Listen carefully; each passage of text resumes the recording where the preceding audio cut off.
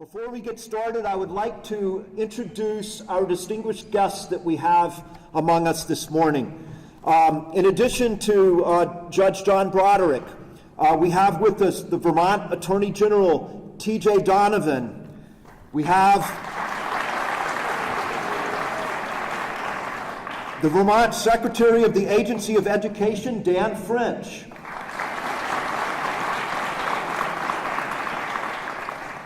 We have the Vermont Secretary of the Agency of Human Services, Al Gobay.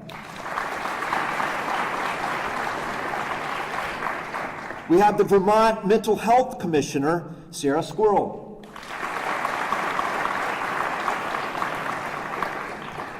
We have the Vermont Administration Secretary, Suzanne Young.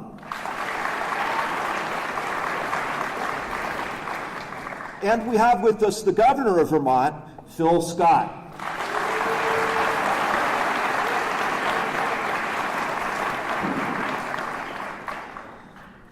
It is our privilege to welcome this morning Judge John Broderick to Thetford Academy. Judge Broderick is the Senior Director of External Affairs at Dartmouth-Hitchcock and formerly served as the Chief Justice of the New Hampshire Supreme Court.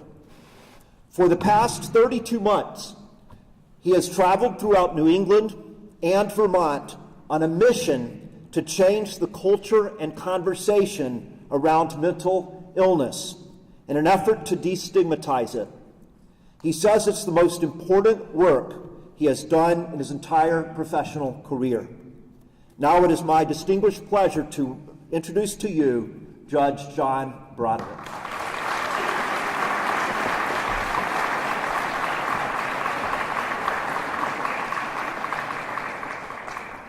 Good morning. Can you hear me? Yes. You may grow to regret that, but now it seems okay. I want to thank the school for inviting me here today. I want to thank the Governor and the Attorney General and the Cabinet for being here. It's a real honor to have you here. It never happened when I was in high school, by the way, so it's a real honor.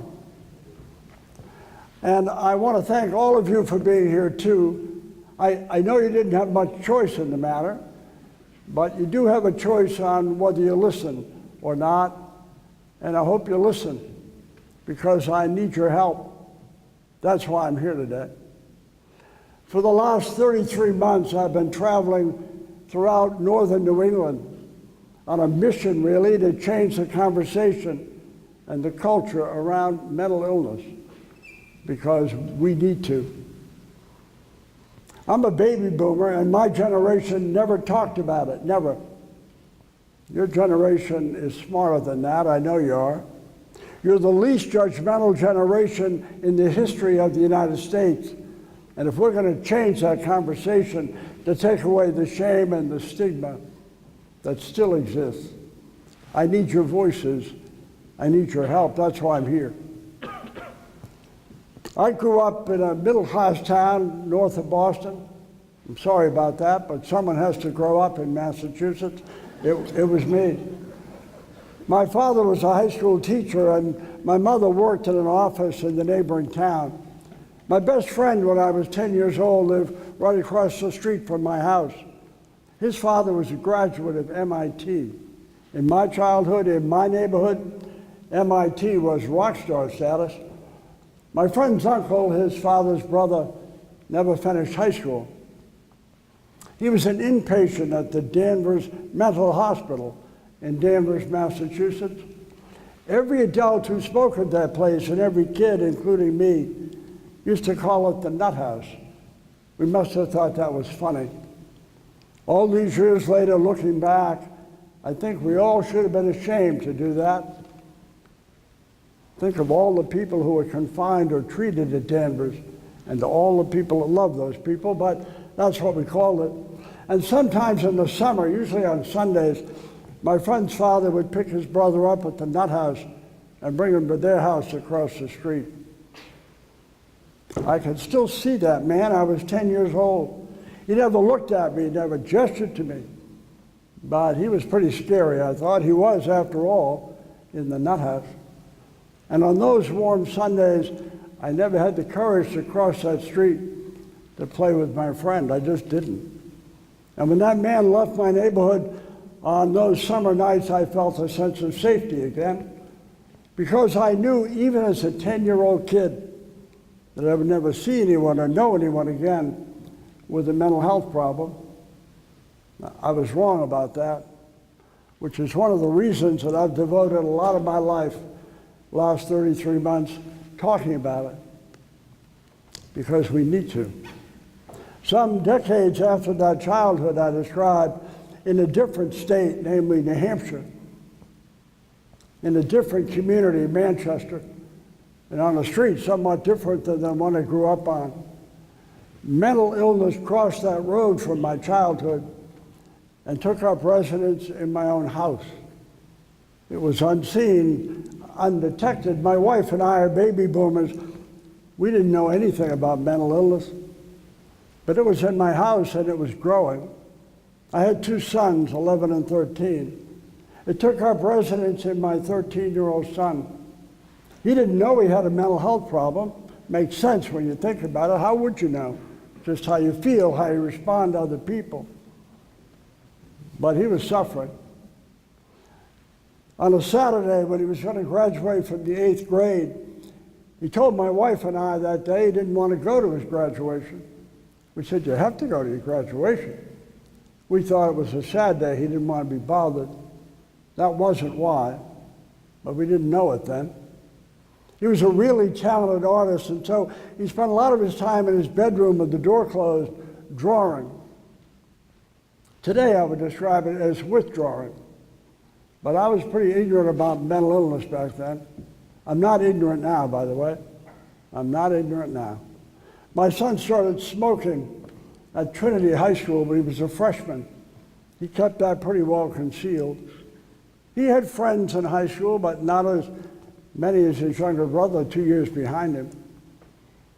If you look through the yearbook at Trinity High School for the year he graduated, you'll find his photograph with all the other graduates. But if you look through the yearbook at the basketball games, the football games, the dances, the candid shots, he's not in those because he wasn't at those places.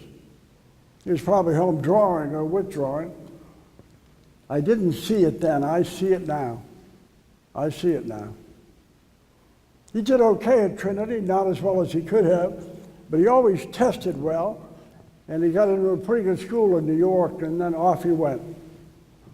Now, you guys might know this. I don't know if it's true or not, but sometimes when kids go to college, they drink. Have you heard that? Could be true. I'm not recommending it. I'm just noting it. My son happened to be one of those kids, and I'd get those weekend phone calls. I could detect it in his voice, in his speech. He'd say, "Dad, I don't have a drinking problem. We don't have to talk about it." Over time on that campus, his classmates would approach my wife and I when we were visiting. They sought us out to express their concern about his drinking. I don't know why they'd tell you that, Dad. I don't drink more than anyone else here. I thought he must have, but I couldn't prove it or disprove it. He looked different to me, too. His physical appearance looked different, but I said, well, he's in college now. But he looked different than a lot of his classmates. I chalked it up to being in college. That wasn't why, but I didn't know it then. He graduated from that college. He got his bachelor's degree. Knowing what I know now, I am in awe of him, that he could do that. He must have willed himself to that degree. He did okay, but not great, but he tested well. He got into a good graduate school in Boston. And then he came home to Manchester, New Hampshire, and lived with my wife and I, commuted to class 3 days a week in the city. At this point, he was drinking pretty much every day. He tried to hide it, tried to conceal it, but he couldn't. It's pretty alarming to watch it. "Dad, I don't have a drinking problem. We don't have to keep talking about it," he'd say. He must have gotten weary of it. He moved north of Boston for the last 6 months of school. He got his master's degree. I don't know how he did it. What I now know would suggest it would have been impossible. He must have willed himself to it. And when he graduated with his degree, he got a job very quickly, which was not surprising. He's funny and smart. He's a self-taught musician. He's the best read person I've ever met, then or now. But it was surprising the job only lasted 4 weeks. It wasn't his fault, he said he lost the job. The next job took longer and lasted less time. It wasn't his fault, he said, he lost the job. And then his life came to rest. He was living with my wife and I. He was drinking, drawing, taking graphic art classes wherever he could. He was very talented. But his life was going backwards at 100 miles an hour, and he couldn't see it, and we couldn't stop it. Finally, we went to the alcohol experts, and I told them what I've told all of you here this morning. They didn't hesitate, by the way. They said, Judge, your son is an alcoholic. That's what's going on. And you and your wife really have two choices. You can put him out of your house, literally. Hope that he hits bottom and turns his life around. Or you can leave him in your house and he's going to die drinking in your house. Not next week, next month, even next year, but you can't drink like he's drinking and have a long life. We didn't like those choices. We started to go to Al-Anon meetings for the family members of alcoholics. My son thought that was ridiculous. Dad, if I didn't have these feelings, I wouldn't be drinking. I'd tell that to the alcohol people. They would say, Judge, every alcoholic has a reason they drink. You and your wife need to accept it. Finally, we persuaded my son to go to alcohol rehab so we wouldn't have to make that choice. He didn't even think he had a problem, so I realized how silly that was, but we didn't want to make that tough decision. So then he majored in rehab, New Hampshire, Cape Cod, Connecticut, and finally Florida. And when I picked him up in Florida, when he landed at Logan Airport, he had been drinking on the plane on the way home. So obviously it hadn't taken. But he assured me he didn't have a drinking problem. And then his life came to rest. I was on the Supreme Court at the time. I'd drive to Concord every day, where the court was, on the way up and on the way home, and probably for much of the day, if I were honest about it. I was worried about him and thinking we must have failed him somehow. His younger brother had just gotten married, had gotten a master's degree. His life was moving forward. My oldest son, decent, funny, talented, he couldn't see it. And so finally my wife and I had to make that choice, they told us. And up to this point, by the way, no doctor, no teacher, no neighbor, no family member, no one said to us, do you think your son could have a mental health problem? So my wife and I had to make that choice. She's not here today, by the way. So I'm not trying to score points with my wife. Not that I'm opposed to that, I'm just not doing it now. My wife's one of the nicest people on the planet Earth. She really is kind and loving. She was part of the decision tree, and we decided to put my son out, literally out. It was the hardest decision we ever made and the worst decision we ever could have made. My son lived on the streets in Manchester. I was on the Supreme Court. He slept at the shelter, he slept in his car, he ate at the soup kitchen when he was eating. He continued to drink. I hope you don't have that experience in your lifetime. I'd pay anything if it hadn't been ours. After 3 weeks, we couldn't take it anymore. He called us a couple of times from the streets and said, can I come home? And we said no. But finally we brought him home. We didn't want to get that call, by the way, that no parent ever wants to get. And when he came home, he was drinking as much as he was when we put him out.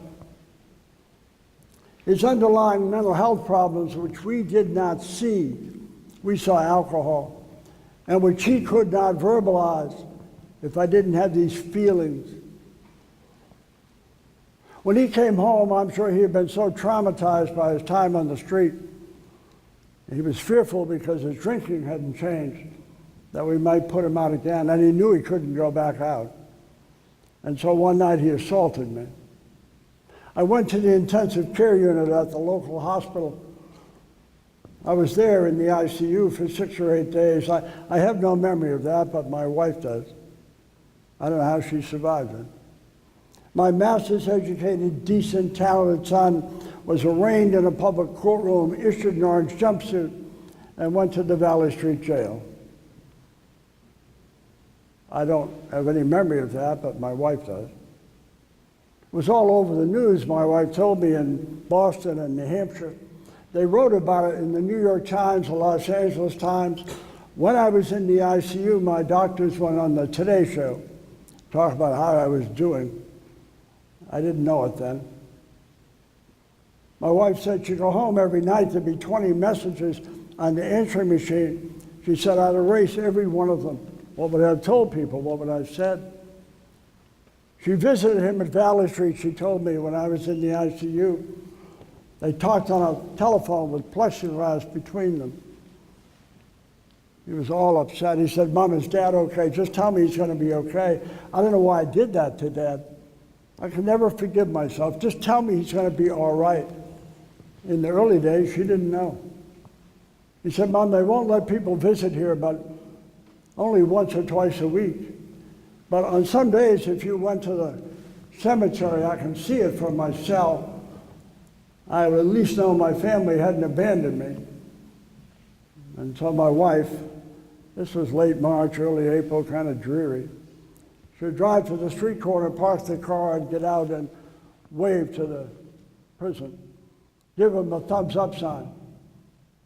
She said, I didn't know what floor, what window, even if he was looking back. Then she said, I'd drive home, I'd cry all the way home. That was a tough time, but I wasn't with the program. After 6 or 8 days, they wheeled me upstairs to a private room. I said to the fellow pushing me, what am I doing in the hospital?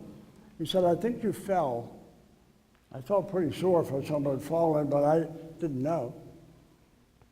After a day and a half in that hospital room, my wife and I were finally alone, and she told me what had happened as best she knew, and I hadn't fallen. She told me where my son was, and the two of us just cried. I've been a judge and a lawyer my entire professional life, so I knew what it meant for him, for us. I couldn't get out of that bed for 4 or 5 days. Literally, I couldn't. I don't know the technical definition of hopelessness, but I know what it feels like.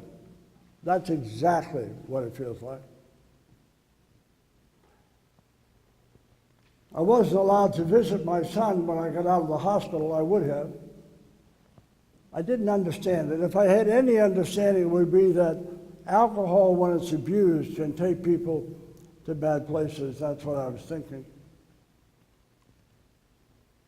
After 6 months, my son was taken from the jail to a courthouse in Manchester, where he was sentenced to the state prison. I hope you don't have that morning in your lifetime. When I was your age, by the way, sitting where you're sitting, I would have bet you anything I owned or might ever own that could never be my family. There was. He came in that morning to the courtroom with a bailiff dressed in civilian clothing. I wouldn't see that for a long time again.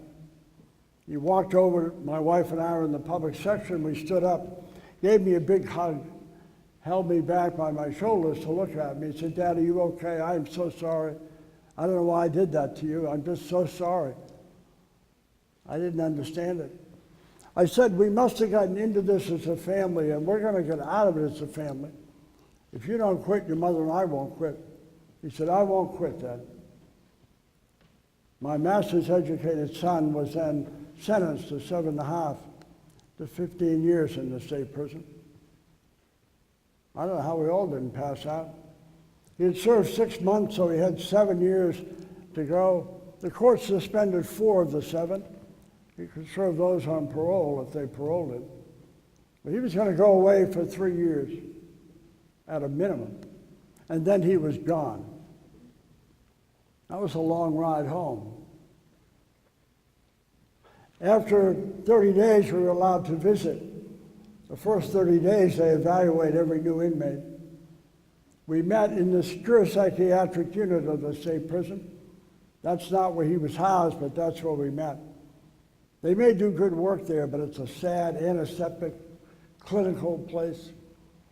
We met in a conference room with the head psychiatrist and 2 social workers. The psychiatrist started the meeting by saying, "I really like your son. He seems smart and talented and funny. He has every life skill you need to be successful." I said, "We love our son, doctor, but we're in the state prison today." He said, "I know that. Let me tell you what's going on with your son. He has really serious depression, anxiety, and panic attacks that are virtually off the charts. If you had those problems, Judge, and you thought it was just you, you'd probably drink too. So don't be too judgmental about it. It's the only way he got relief. It wasn't a good choice, but it was sensible for him. He was self-medicating his mental illness." And when he said that, I thought, I didn't know he was mentally ill. I thought mental illness was hopeless, by the way. It's far from hopeless. But I also knew that we had failed him in some ways. I was the parent. I should have known something. I didn't. He said, "We're going to work with your son, see if we can turn him around." I thought it could never happen. After 4 months, we'd visit twice a week. He came out one night, gave us a big hug, and said, "Dad, I feel so different." I said, "What do you mean?" He said, "My palms are not sweating all day, Dad. My mind's not racing. I can focus. I'm teaching at the prison now." I said, "What are they doing for you?" He said, "Well, I see a counselor, Dad, and I also get medication. I take it at night and in the morning. It's changed my life." I knew we had failed him. He was like that for the balance of his time at the prison. Would have been like me in prison at that point. He was married at the state prison. Anyone making wedding plans in the future, I wouldn't go there first, wouldn't be my first option. But as odd as it must sound to all of you, that was the happiest day in the saddest place. I married my son and his bride in a conference room off the main visiting room during visiting hours. The photographer was an inmate with a Polaroid camera. My daughter-in-law later won an Emmy in New England for her work on film and film editing. They have a 10-year-old child, my granddaughter. I'm her grandfather, so I'm not probably totally objective, but even if I were objective, she's beautiful. She's simply stunning. And every time I hug that little girl, I think, "You're a miracle, child, from where we were to where we are." My son was paroled after 3 years. I never thought they'd do it. I was Chief Justice then. Looks like they're favoring the judge's son. He deserved it. They sent a crew up from the television station the day of his parole hearing, talked to my wife and I outside the prison. They said, "Do you have anything you want to say?" I said, "Actually, I do. My son's not a bad person, he's now a good person. He's always been a good person. He's now well." And those are very different things, by the way. My son hasn't had a drink in 10 years. He said, "Dad, I can spend the night in a liquor store, I wouldn't drink." I wouldn't be here today, by the way, if he said, "Dad, don't talk about it, stop talking about it." Every time I go out to speak, it'll be true today. He'll say, "Dad, how'd it go? How'd it go? I'm proud of what you're doing. So why am I bothering you guys at all?" I didn't do anything, by the way, for a decade. That's the generation I'm from. Don't talk about it. But people talked to me about it at gas stations, grocery stores. They'd read the story or they knew who I was. They'd ask me how I was doing, and I'd say, "I'm doing much better, and my son's doing much better." "Oh, I didn't want to ask you about your son." I said, "That's okay, we saw alcohol." That was a symptom, not his problem. He has mental health issues, he's doing better. Every one of those people who were strangers to me, every single one of them told me a mental health story. My mother, my father, my cousin, my sister, my brother, myself. I heard about suicide attempts. I heard about every mental health problem known to man that I had not seen most of my life. I knew my family wasn't alone, but I didn't do anything about it. 3.5 years ago, I was asked to get involved in the campaign that brings me to your gymnasium today. The genius behind it is a psychologist. Her name is Barbara Van Dalen. The campaign is simple, but elegant and important. She said to me when I spoke to her, I want to make the 5 most common signs of mental illness as well known and as widely known as the signs of a heart attack or a stroke. I bet a lot of you guys know the signs of a heart attack or a stroke. I did. I said, Barbara, why don't I know the signs of mental illness? She said, it's mental illness, John. People don't talk about it. They're embarrassed. They're afraid of it. That would have been me, by the way. I got involved. We raised $250,000 in no time. We launched this campaign on a Monday morning, a work day, in an empty House chamber at our state house. There were 400 state reps in New Hampshire. They weren't in session, so there were 400 empty theater seats on a workday morning for this nonpartisan, non-political awareness campaign on mental health. I said, no one's going to show up for this. I said, you might be surprised. 425 people came. The Catholic bishop, the Episcopal Church, the Jewish community, the governor, every member of our congressional delegation, judges, civic leaders, hospital CEOs, families. The most impressive room I've been in my state in 4 decades. Barbara Van Dalen, behind the campaign, was there that morning. She asked this question: if there's anyone in this chamber this morning who's been untouched by mental illness, yourself, your family, your extended family, your friends, if you've never been touched, she said, raise your hand. I had no idea what to expect. Not one hand went up, not one. Meaning every single person had been touched. I said, Barbara, how's that possible? I said, John, it's mental illness. Just because people don't talk about it doesn't mean people aren't suffering or someone they love is suffering. Then she gave these statistics, which I hope will explain why I come to every school that asks me. Half of all mental illness in the United States arises by age 14. My son was 13. 2/3 arises by age 23.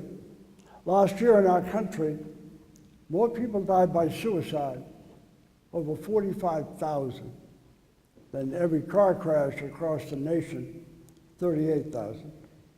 Every 90 minutes in our America, every day, every week, every month, some brave American veteran, he or she, takes their own life.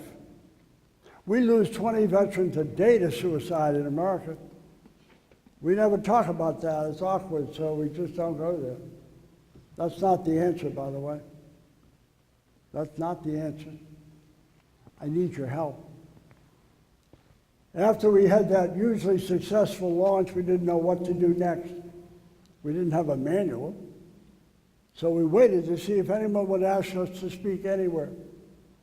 Over the last 33 months, I've spoken over 350 times in 4 states. I've spoken to over 75,000 people. I've been to 140 high schools and middle schools. It's not about me, by the way. Most of the people who invite me have never met me. It is about this. It is about this. One of the first high schools I went to was Pembroke Academy outside of Concord, New Hampshire. It was in a gym like this. There were kids on both sides. And I was under the basketball net at a fixed podium. I looked out at those kids at that hour of the morning and I thought, they're probably saying, whose grandfather is this? I said, this isn't going to work. But I spoke to them for 35 minutes. I wasn't sure they could even hear me. And when I finished speaking, the principal stepped up on the 6-inch platform with me. I was dead silent in that gym. I thought, oh my God, they don't care what I'm talking about. And after about 3 seconds of dead silence, 840 kids on both sides of that gym stood up and applauded for almost a minute. The principal said, I'm shocked by this. I said, I'm shocked too. They're not applauding me, they don't know me. But this generation is different than I was. They're smarter than I was. Some of these kids are suffering, or someone they love is suffering, and they're tired of it too. That's what they're saying. A month later, I was in a big gym in a big school in central New Hampshire. I spoke like I'm doing this morning. When I finished, a kid came out of the bleachers. He looked like Rob Gronkowski. He was that big. He had long hair and a baseball cap on backwards. He came out to the center of the gym. His eyes were wet. He said, "Can I ask you something?" I said, "Sure, what?" He said, "Can I give you a hug?" I said, "You're 6'3", sure." He really hugged me too. And then he told me his mental health story in about a minute. I thought, oh my God. I said, "You may be the bravest guy I'm going to meet in my whole life. Can I return the hug?" He said, "I'd love that." I'm hugging linebackers in high school gyms. Over the last 33 months, I have literally hugged hundreds and hundreds of kids with wet eyes and cracking voices who often share their stories. Sometimes they just say, "Thank you for coming to my school and talking about this." Sometimes I say, "I'm ashamed of my mental illness." Well, my parents are ashamed of it. It's 2019. It's a health issue, not a character flaw, not a weakness. We need to change that. We need to change that. I had a kid come out of the bleachers at Berlin High School. He said, "I'm a junior at the high school. I play 3 varsity sports. I'm pretty popular with my classmates. But after I heard you speak today, I realized I've been a real jerk. I now realize some of my classmates had mental health challenges. I probably made fun of them. How do I make it up to them?" I said, "I think you just did, actually. And don't do it again. It's a health issue. It's a health issue. Your generation will change it, but only if you want to. And we can change the culture. I'm going to end with this. You can change that culture if you want to do it. Or you can say it's a heavy lift. I couldn't possibly do it. When I was a kid, my father, by the way, was a teacher. He must have been paid on Thursday night, so he felt flush with cash. We'd go to the same local restaurant in my town, my mother, my sister, and I. Every table in that restaurant had an ashtray. Some had 2. At some point during the evening, everyone in that restaurant was smoking. My parents both smoked. I aspired to be a smoker. We'd get in my dad's car on the way home. My dad's car had an ashtray. One of both my parents would light up. Every room in my house had an ashtray. Bathrooms in my house had ashtrays. Every coffee table in America, every public school, every airport, every airplane, every automobile, every sports arena, they were everywhere. Have you seen an ashtray recently? What happened to them? Something changed. That same 12-year-old kid, we used to have a black and white television in my house. I know what you're thinking, how old is this guy? But we did, we survived it somehow. And some nights on that television set, I would see African Americans peacefully marching. I wasn't sure why, I obviously know now. And some nights they'd be knocked around like bowling pins by fire hoses, attacked by police dogs, or hit by billy clubs. It's an alarming image to watch at any age, but at 12 years old, I remember saying to my mother, "Where's that happening?" She wasn't proud of it. She said, "It's happening in our own country." If you had said to me, one of those nightly news broadcasts, "John, do you think in your lifetime we'll elect somebody as president of the United States with a black face?" I would have said, "Didn't you just see the news? I'll bet you my ashtray we don't do that." Thank you, Barack Obama. You know who elected Barack Obama, by the way? Young people who didn't see color or didn't care what color he was. We need to do that with mental illness. You need to do that. I was on the Supreme Court. I was Chief Justice when he won the presidency. My mother had passed by then, but her voice remained. And she said to me the night he won, You better be down there for the inauguration because I would be. My mother would have been so proud of this country. And so I bought an airline ticket. I flew to Washington. I stood on the mall that cold January day with 1.3 million of my closest friends. I was so far from Barack Obama, he looked 2 inches tall. So I watched it on the Jumbotron where he was 15 feet tall. It had been 232 years since this republic was founded, and this had never happened. This is more rare than a total eclipse of the sun. I was thinking a lot of my mother that morning and that which had been impossible in her lifetime, and that which I would have bet you my ashtray would have been impossible in my own. In less than a minute, in that voice I'd come to recognize, Barack Hussein Obama, with the funny name and the black face, was sworn in as President of the United States of America and leader of the free world. Unimaginable in my childhood. Don't tell me we can't change the culture. It's a question of whether we want to change the culture. I know, by the way, statistically, there are people in this gym this morning who are suffering. I know statistically there are people in this gym who have family members who are suffering. There's no shame in that, by the way. There's no fear in that. It's a health issue. Most of it's highly treatable. If you won't change the culture for yourself, do it for a classmate here who's suffering, or a friend, or someone at home. Most of you here today will have children one day, and I can tell you right now, a percentage of your kids will have a mental health challenge. Nothing to be afraid of. My own son had a mental health challenge. I just didn't see it for what it was. So I need your help. Sometimes I'm traveling at night or in bad roads or bad weather. I think maybe it's a waste of time. Maybe I'm the only one that cares about it. But then I have a moment like I had a month ago in southern New Hampshire at a middle school. I spoke to those kids, and when they were leaving the gym, a young man came over to me and extended his right hand and thanked me for coming. I said, I'm happy to do it. He said, I want to tell you why. He said, I'm 13 and I'm an 8th grader. They tell me I'm on the spectrum myself, and your talk here today has changed my whole life. Can I give you a hug? He hugged me, started crying, my eyes watered. I hadn't changed his whole life, but in that moment, he felt safe. He could share with someone he'd never met his own suffering. There are a lot of kids like him who need a different voice and a different culture. They need to learn, as we all do, the 5 most common signs of mental illness. I brought these cards. I'd like you to take them home. I'd like you to put them on your refrigerator.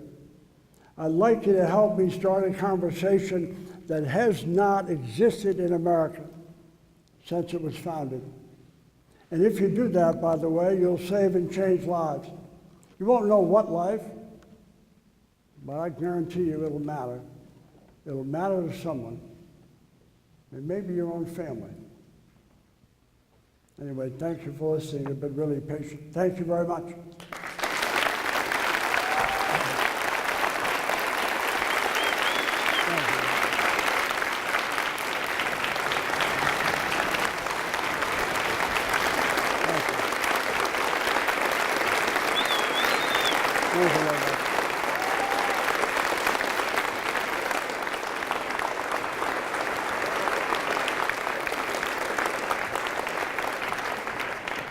Thank you very much. I want to introduce the Attorney General of your state. I never met the Attorney General of my state, and the Attorney General of Massachusetts never came to my high school. I've come to know Attorney General Donovan. Not only is he a really good lawyer, he's the chief law enforcement officer of Vermont. He's got a really great heart, and he understands this issue. This is the 3rd or 4th high school he's come with me. and it's a real privilege to know him and to introduce him. I'd like to introduce to all of you the Attorney General of Vermont, T.J. Donovan. Home run again, John. Thank you, buddy. Thank you, John Broderick. Good morning. I'm happy to be in Thetford, happy to be here at Thetford Academy, and I want to thank Governor Scott for being here today, as well as members of his cabinet. But I want to thank John Broderick for sharing his story of love, of compassion, of forgiveness, but of courage. And John Broderick has inspired me. Like you, I grew up in Vermont, grew up in Burlington. Don't hold that against me. And I grew up in a big family, 6 kids. And until I started listening to John Broderick, and the more I listen to him, the more I tell, because he's inspired me to tell the truth about my own experience. I grew up with a sibling who suffers from mental illness, suffers from addiction, and it is a disease. And it's been incredibly hard for her, but I also want to talk as a family member. It's been incredibly hard on our entire family. And I never talked about it because I was ashamed and I was embarrassed. And like John, grew up in a certain way, probably because I'm Irish Catholic, that you don't talk about this stuff. We certainly talked about it as a family, but you never talked about it outside the family. That was the rule. It was never spoken. It was just understood. I don't blame my parents because this is the way the world worked. And we got to change it. We got to have the courage to speak out about mental illness and our experiences so people are not ashamed. Because there is nothing to be ashamed about because it's a disease. You know, the best description of shame that I've ever heard is a disease that erodes one's soul. And when I think about my sibling, that's a pretty good description. And when I think about my own experience, we talk about anger, talk about resentment. Those are real. And anybody who's in this room, and I know there are, who, whether it's a parent or whether it's a sibling or whether it's a friend, those are real emotions. But so is love. You know, and for 25 years, you name the experience, whether it's going to a psych ward, driving to a drug treatment facility, getting called in the middle of the night from the police, or getting called in the middle of the night and being told that somebody's missing. And those calls that you dread, because when the phone rings, you go to the worst possible place. And that pain is debilitating. It is debilitating. There's a poet by the name of Yeats who said that peace comes dropping slowly. And I think of my own experience and my family's, and it's been a long time where you try to find that peace because the pain is real and it's been constant. And I'm here because I've always felt strongly about this issue. And the addiction's real, but similar to John's son, it's just the symptom to the real disease, which is mental illness. And I also know that by coming and raising awareness about this, that I'm in a room full of leaders, and we need your help. That I agree with John, your generation is so much better than ours. You're not divided by all the issues that we are. But leadership means a lot of different things. For me, it means understanding. It means compassion. It means love. That if somebody you know is struggling, help them. And if you're struggling, whether because you're suffering from mental illness, or maybe you're in a situation at home where somebody else is, ask for help. It's okay. There's nothing to be embarrassed about. There's nothing to be ashamed about. That standing together and helping a classmate, helping a friend, helping a sibling is what we're here to do. You know, Vermont, we are a great state. You know, we got our struggles though too. Our suicide rate is higher than the national average. We have to talk about this, guys. And we can't be embarrassed about it anymore. You know, the more I go with John Broderick, it's easier for me to speak about this. And I still struggle with it because I consider myself a very loyal person. And if I got called right now to make that drive to the hospital, to the police, or whatever it is, I would leave. I would drop whatever I'm doing. And I know so many people in this room would do the same for their friend and for their family member, because that's who we are. And the most important thing is taking care of each other, to standing up for folks who are struggling, those who are sick. And mental illness is a disease, it's a sickness. And there's nothing to be embarrassed about it. And so for you, who like me grew up in that family, where this was present, where it was a family secret, it's taken a toll on me, guys. Talk about it. It's okay. It's nothing to be ashamed about. Ask somebody for help. And let's find peace and love and compassion and make sure we extend it to everybody in our community and in this state, because that's what makes Vermont such a wonderful place. Thanks for listening. Thanks for having me.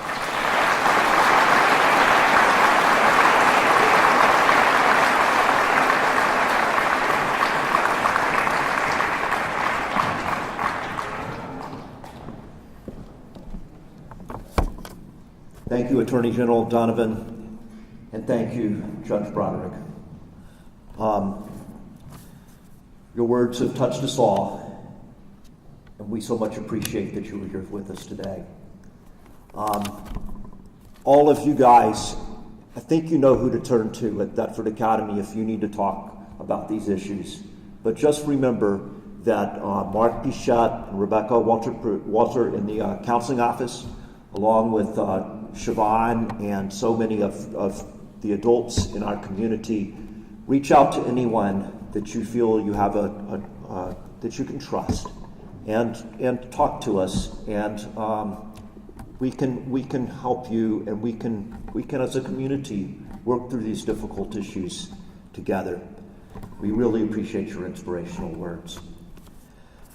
Now let me introduce you to Governor Phil Scott. Governor Scott is a native Vermonter who grew up in Barrie and is a graduate of Spalding High School and the University of Vermont. Since 2000, he has served in various capacities in the state government, as a Vermont senator and as lieutenant governor. He was elected governor of Vermont in 2016 and re-elected in 2018. It's my privilege to introduce to you Governor Scott.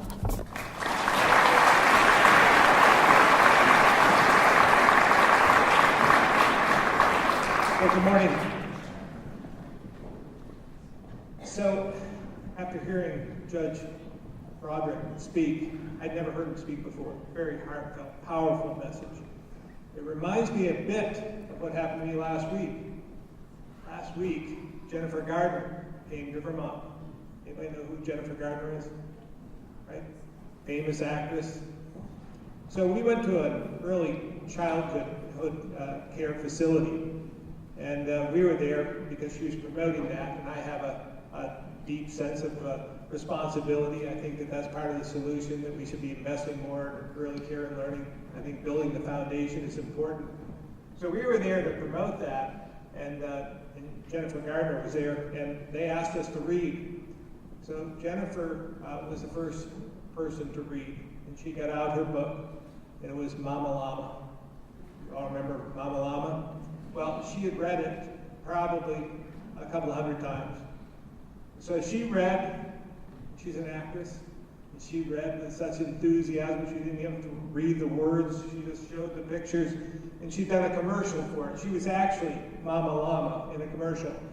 So she read, and then I had to read right after her. So that's the way I feel right now after hearing Judge Broderick. So I want to talk to you a little bit about another subject that's similar. And it's about respect and civility. It's about being better role models. It's about listening and learning.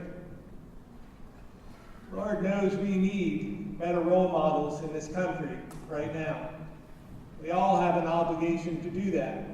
We all have people watching us every single day. If you don't think you're a role model to someone else, you're just not thinking about it. You all have someone who wants to be just like you. And I was reminded of that fairly early. I did, how many here, by the way, how many here want to grow up to be a politician? How many? There you go. I'm like the rest of you. When I was your age, that was the furthest thing from my mind. I had absolutely no interest in politics whatsoever. About 20 years ago, I started complaining a lot about what they were doing to me in Montpelier. I was a business owner. And I thought, they just don't get it. And I was complaining more and more every single day until I finally looked myself in the mirror and thought, instead of complaining so much, maybe you ought to add your voice. Maybe you ought to step up. Maybe you ought to do the right thing. And so I ran for the Senate at that time, was successful. I soon learned after being elected, because I thought everything, I came from the business community, I thought everything was black and white, yes or no, that was it. Then I found out there was that gray area in between. And I quickly learned that we had to be better people, we had to listen more. And I learned that, again, early in my racing life. I've raced stock cars for 30 years. Pretty successful at it at Thunder Road. And it was, again, early in my career, I started to get a few fans. I raced all over New England, up in Quebec, throughout the Midwest. And I went up in the stands at Thunder Road to meet a young fan. And he talked to me about what I did the week before. And I've been successful, I ended up on the podium, but he talked about the race. He described everything that happened during the race. He described everything I said when I was in victory lane. And it finally hit me that I have a responsibility. This young man wants to be just like me. And all I wanted to do was race. That was my passion. I didn't want the responsibility of being a role model. But finally it hit me that I had to be. I had to step up. I had to be a better person. I had to remember what I was doing. I had to treat others the way I wanted to be treated. It's pretty simple. It's the golden rule. Do unto others as you would have done unto you. Pretty simple. Think about that every single day. So I figured that when I got up, by the way, when I was walking away from him, he turned around, sat back down in his seat. And I've been the number 14 for all my racing life. And he had shaved the number 14 in the back of his head. So I thought, this kid's committed. So again, I think about that all the time in everything that I do. Whether it's in business or racing or politics, we all have a responsibility to be a good role model because someone wants to be like us. So you have to think about that. You have to think about that every time you log in, every time you use social media. People use social media to say the meanest things to people they've never met. It happens to me every day. I finally stopped reading Facebook because it hurts when they don't even know you and they say something about you that's derogatory. People say those things, they never even met them. I think that's cowardly, by the way. I think that's the wrong approach. If you have something to say, come up and say it. Let's have the debate. Let's talk about it and get to know the issue. And I think that that's part of my message. Treat others the way you want to be treated. Listen to their stories, because as we know, when I first met Judge Broderick today, I thought he's a pretty lucky guy. A successful lawyer, judge, Supreme Court Chief Justice. Pretty important guy, pretty special, pretty lucky.